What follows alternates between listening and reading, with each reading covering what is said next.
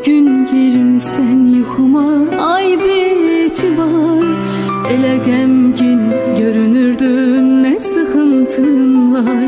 Ağlayaraq uyanmışam, çox nigaranam. Görmürəm haçandı səni, denəcəsən ya. Deyə sənə deyə kaş ki nələr çəkdiyimi, sənsiz necə çökdüyüm, nə göz yaşı tökdüyümü görə bilsən.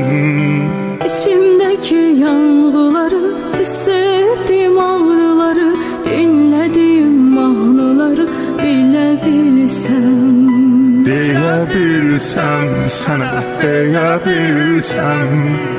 kaş ki nələr çəkdiyimi, sənsiz necə çökdüyüm, nə göz yaşı tökdüyümü görə bilsən.